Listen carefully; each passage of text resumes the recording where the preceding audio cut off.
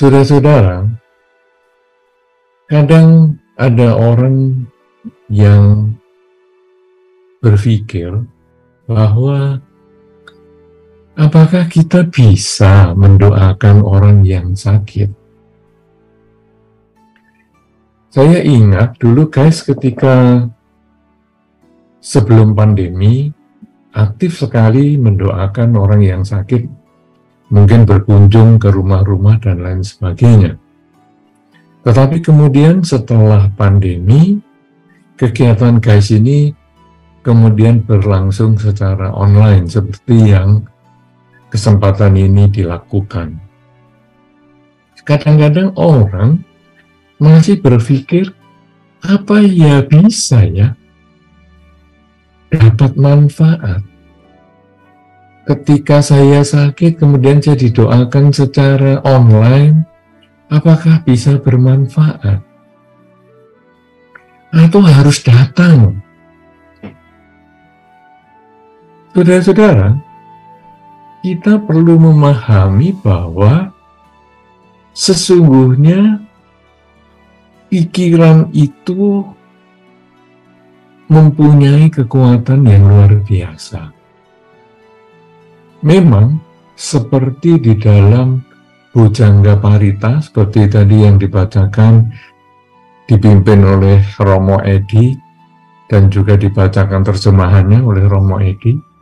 Tadi disebutkan bahwa Sang Buddha pun satu ketika juga dibacakan Parita dan bisa sembuh. Nah, berarti ini ada kekuatan, Parita yang ada kekuatan, atau pikiran ya orang yang membacakan itu yang ada kekuatan.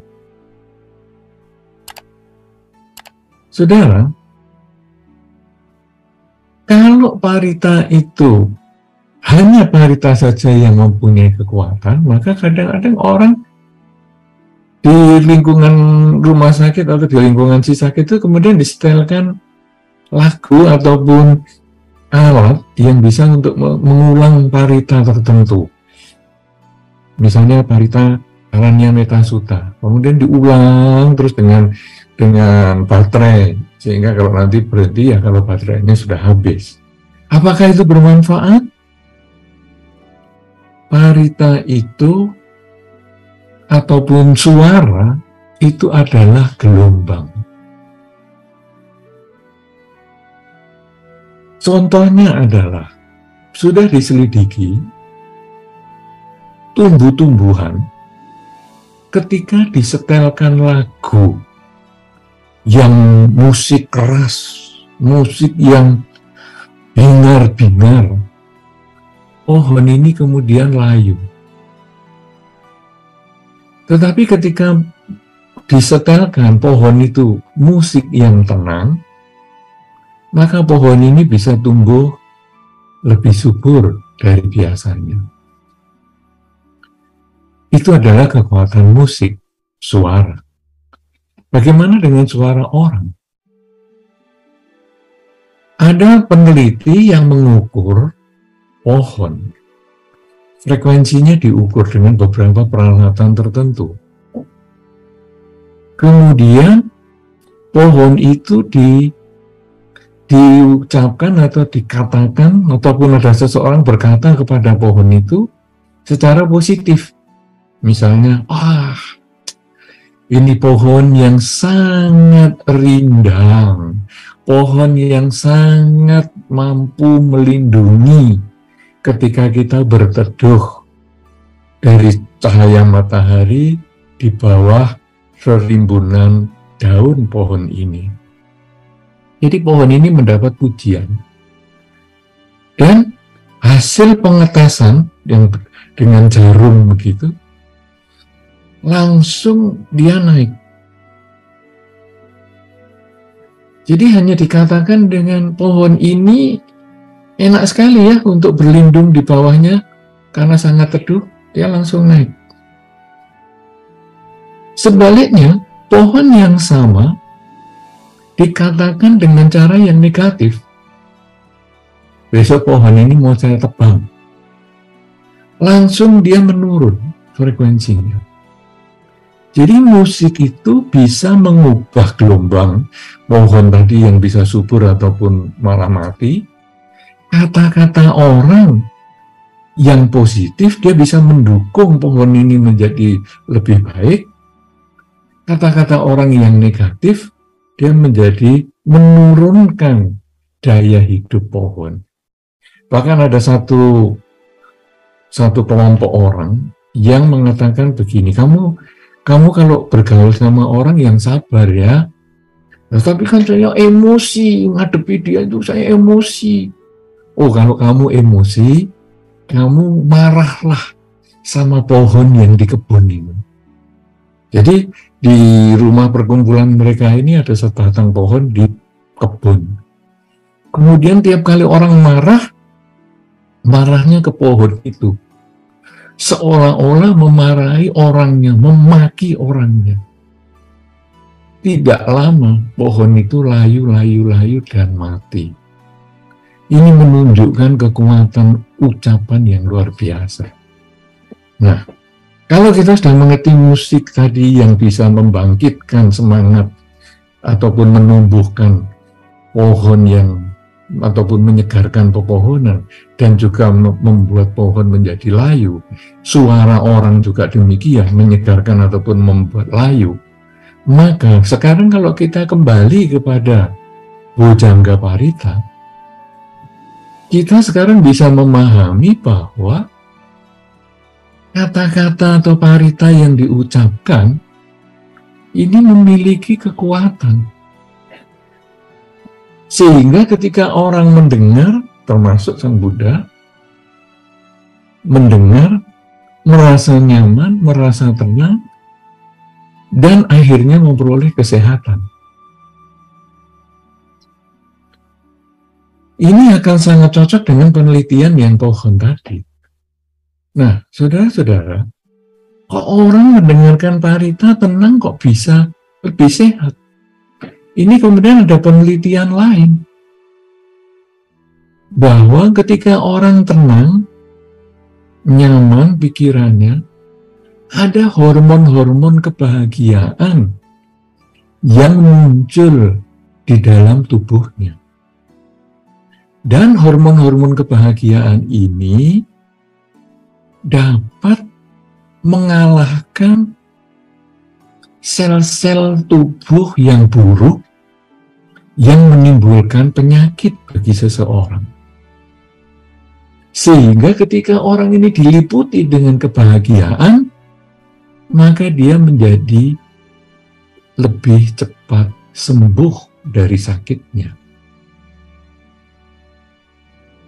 Oleh karena itu, saudara-saudara, kalau orang pada zaman sebelum pandemi membacakan parita kepada orang sakit, langsung, maka itu menjadi satu gelombang yang bisa membangkitkan hormon kebahagiaan untuk memperoleh kesembuhan.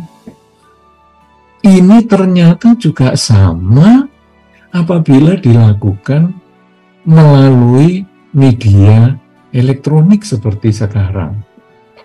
Karena media elektronik ini ketika tadi Anda mengikuti, baik Anda yang mengikuti langsung maupun Anda yang nanti menyaksikan dokumentasinya lewat YouTube, Anda sebetulnya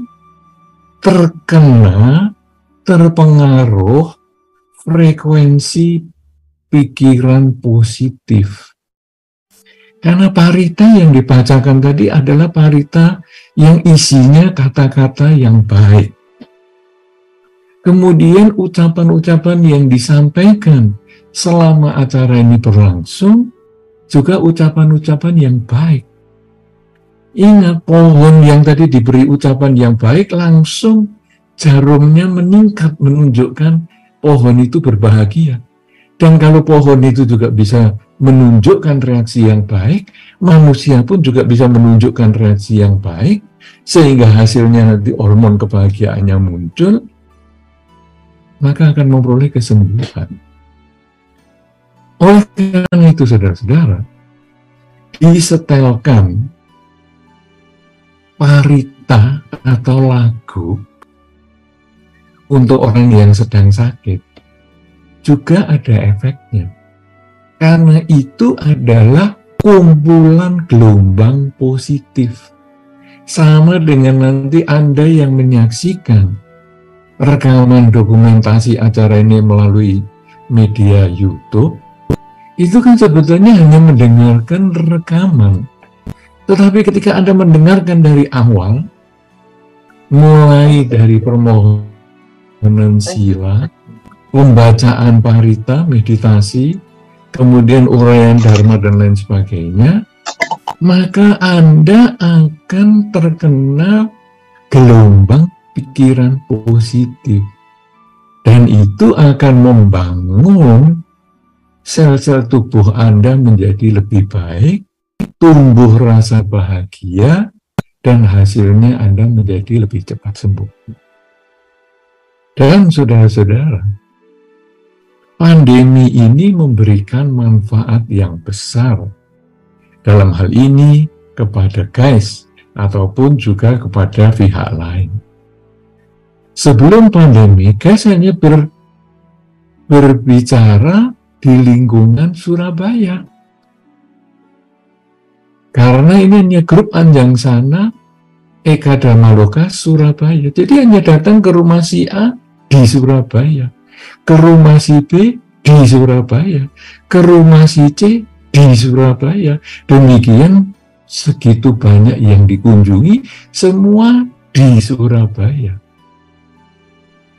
Tetapi setelah pandemi, dengan mengadakan acara melalui Zoom media ini, Zoom meeting ini, kita dari berbagai tempat bergabung dan bisa diikuti bukan hanya di Surabaya. Tapi tadi sudah kita baca demikian banyak orang yang sakit, bukan hanya di Surabaya, ada yang di Makassar, ada yang di Jakarta, ada yang di berbagai tempat, yang lain, bahkan ada yang juga di luar negeri.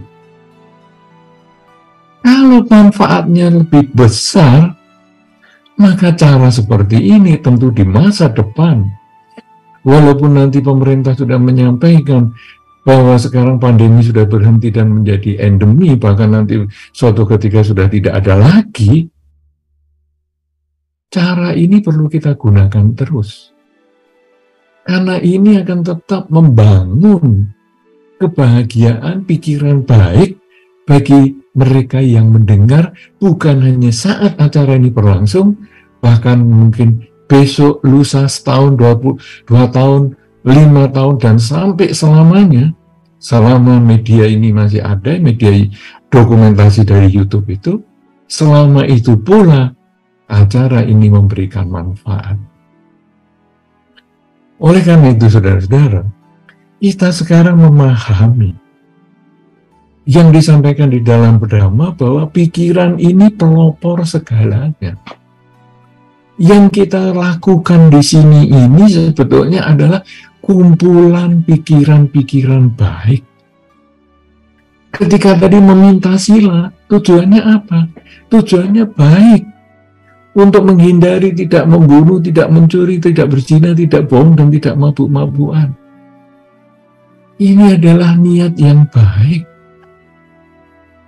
Kemudian ketika membaca parita, ini juga mengkondisikan kita berpikir baik. Walaupun Anda membaca parita di rumah, tapi ditunjukkan halamannya oleh Romo Edi, sebetulnya ini membuat kita berpikir positif. Kumpulan pikiran positif inilah yang akan mengkondisikan kita berbahagia, yang mendengar berbahagia, yang sakit pun akan mendapatkan manfaat. Kita yang membacakan parita, sesungguhnya kita sudah berpikir baik dulu. Dan ketika kita berpikir baik dulu, maka kita sudah menanam karma baik.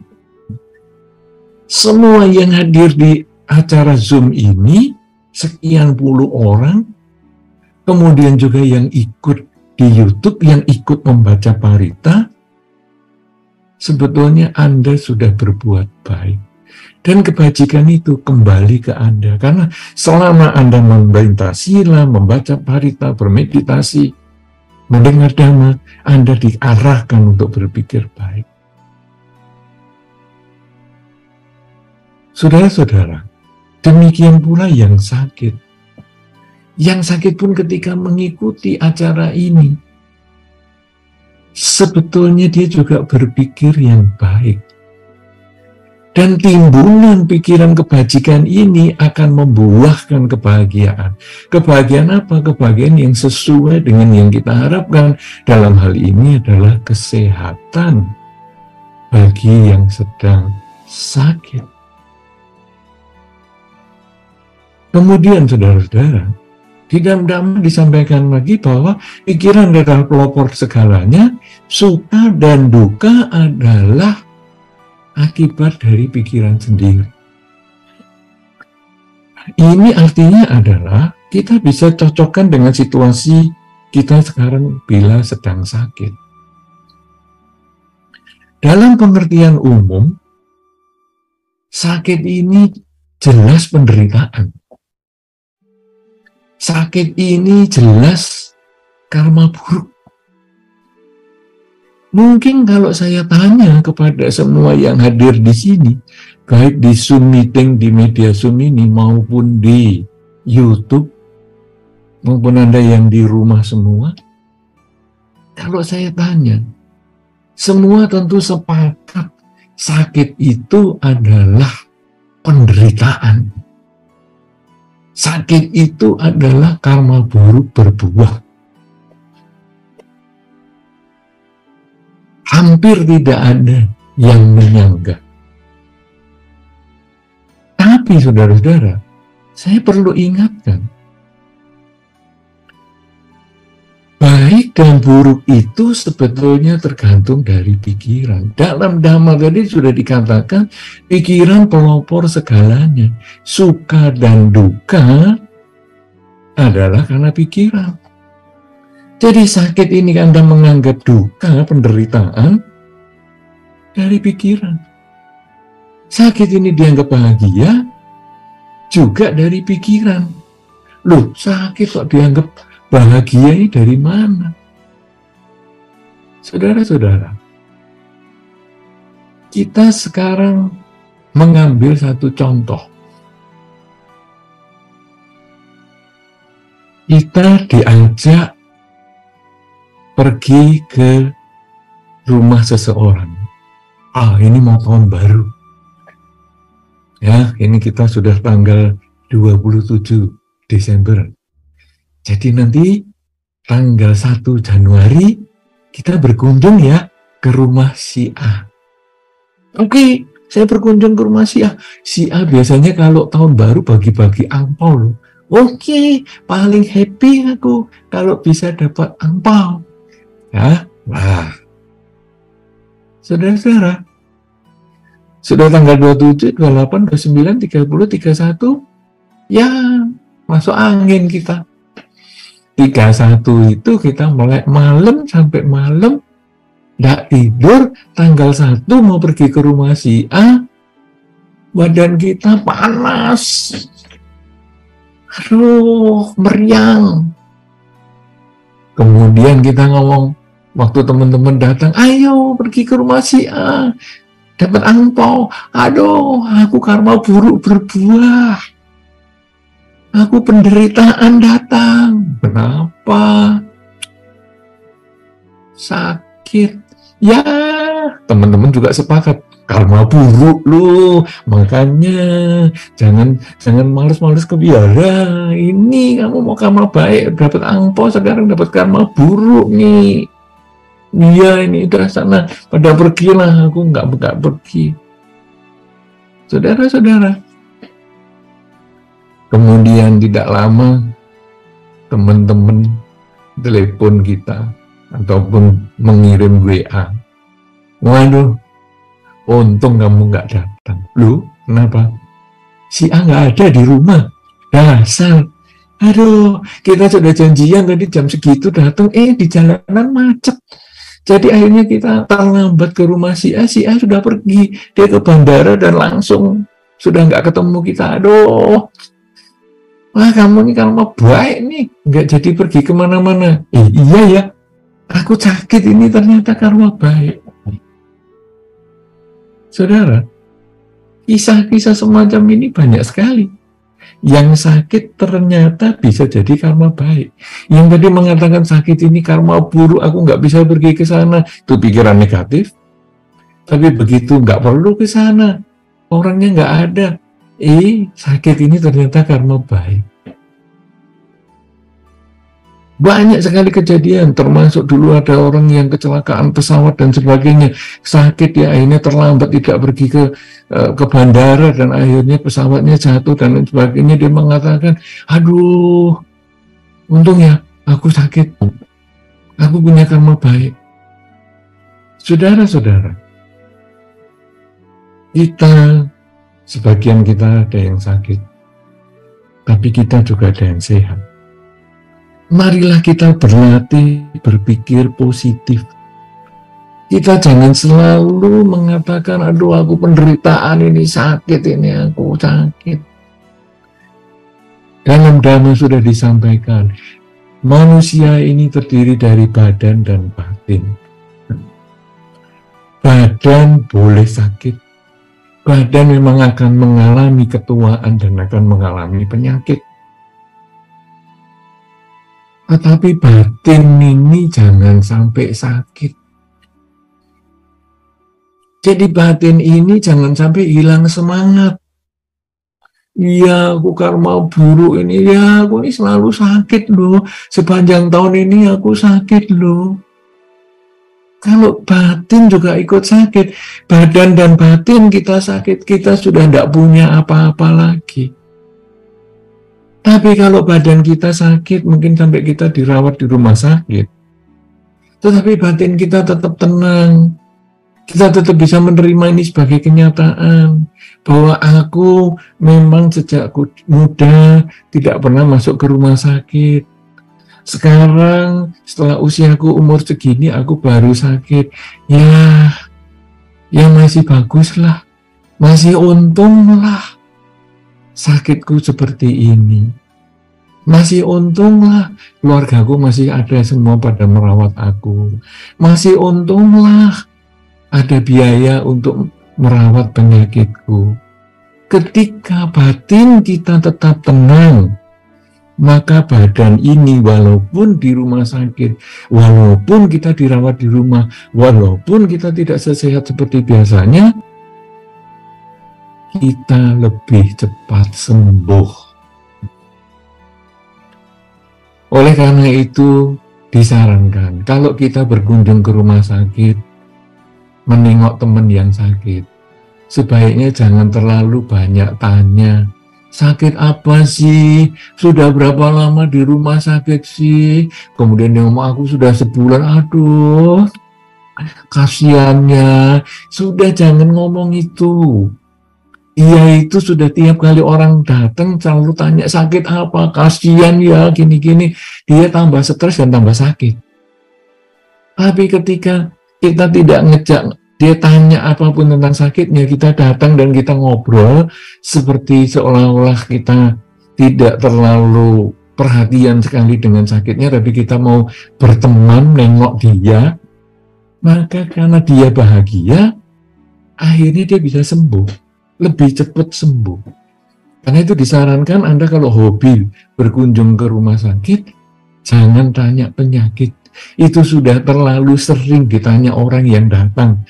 Yang akhirnya nanti kalau dia ngomong lagi, iya ini aku karma burukku sedang berbuah. Aduh, kamu sudah datang 5 kali ya dalam tahun ini. Aku sakit terus begini, maaf ya aku ngerepoti. Dan seterusnya dia makin stres. Tapi begitu kita datang, halo, apa kabar? Wah, kita ketemu lagi ya, dan kita ngobrol-ngobrol biasa saja. Dan akhirnya dia bangkit semangat. Nah, inilah manfaatnya kalau kita bisa berpikir yang positif. Nah, kalau sekarang tadi badan kita sakit, tapi batin kita ngomong, untunglah teman-temanku masih mau datang tengok aku. Untunglah teman-temanku masih mau baca parita untuk aku. Untunglah keluargaku masih mau menemani aku. Ketika kita selalu berpikir untung, maka badan kita yang sakit, batin kita tetap tenang.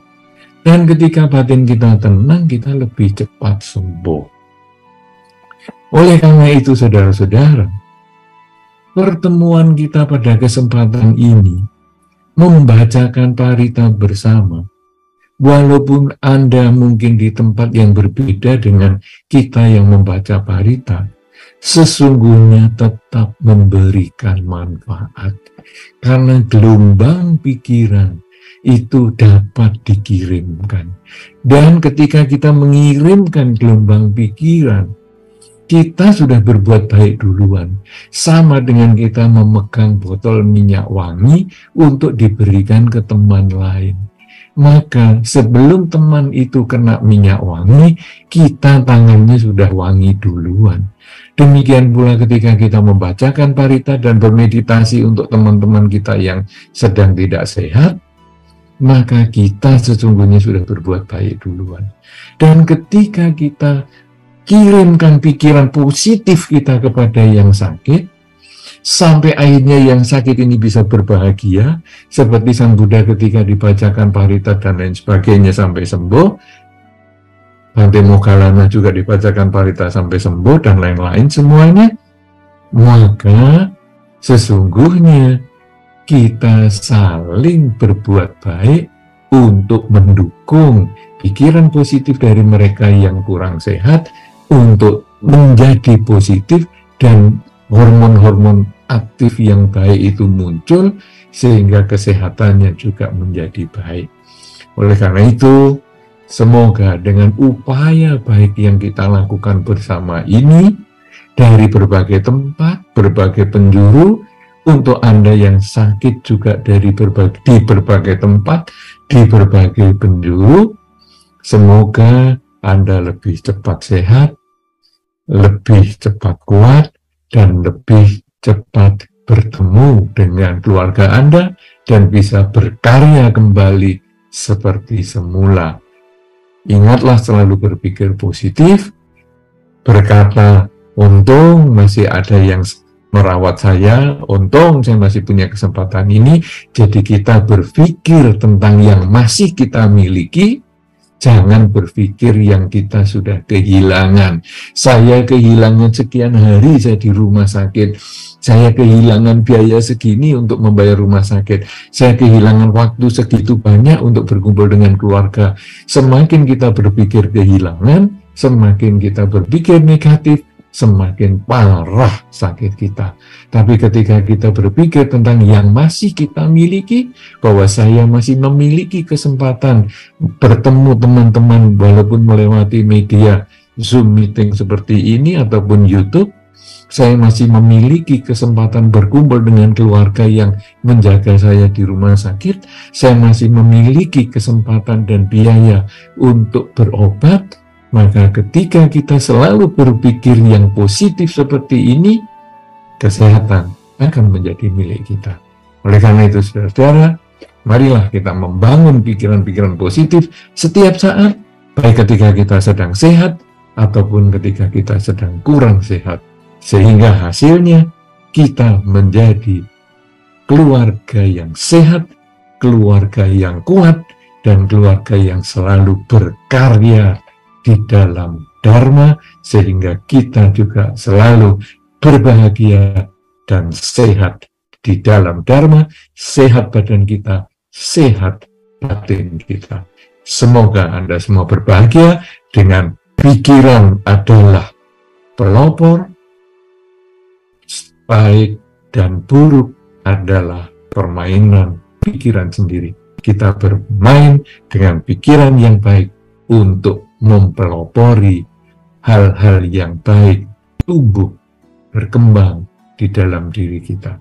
Semoga Anda semua berbahagia, tambah sehat, tambah kuat, dan semoga Semua makhluk berbahagia. Sabi Satan Bhavantu Sukhitata.